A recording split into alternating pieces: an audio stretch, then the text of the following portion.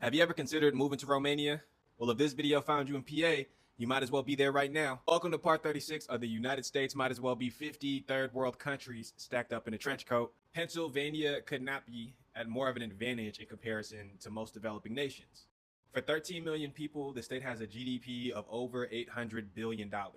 Romania has 6 million more people and a GDP less than half that, under 400 billion. You would think that everything would be twice as good in Pennsylvania with 2 times the money and 30% less people, right? Well, you don't live longer. In Romania, you can expect to live the same 76 years you would be being born in PA. You guys have an identical infant mortality rate at just under 6 per 1,000 on both sides. And Romania is smoking Pennsylvania on maternal mortality rate, where close to 6 or 7 less mothers can expect to die during childbirth than in Pennsylvania. And for all the extra money that Pennsylvania has, you guys would literally get to the same or better outcomes in Romania for free on universal health care than you would for service you would have had to pay for in Pennsylvania. Speaking of needing money for things, PA has a median household income of $76,000 and median individual income of about $40K. It's estimated that you need $90,000 as one person and $250,000 as a family of 4. 62% of households can't afford to be one person, and 90% of households are not in the comfortable range for a family of 4. Being born at the median income in Romania means you have about $1,200 a month. You need $700 per person as far as cost of living. So not amazing, but still better than Pennsylvania. A deficit between the median income and cost of living is the difference between a lot of things. And when we think about crime, most times we can point to a lack of resources, whether that's money or education. But when we compare how far the median income goes, and add that Romania has a literacy rate of 99% versus Pennsylvania at about 82%, the incarceration rate doesn't actually look that lopsided, right? PA incarcerates at a rate of 400 more people per 100,000.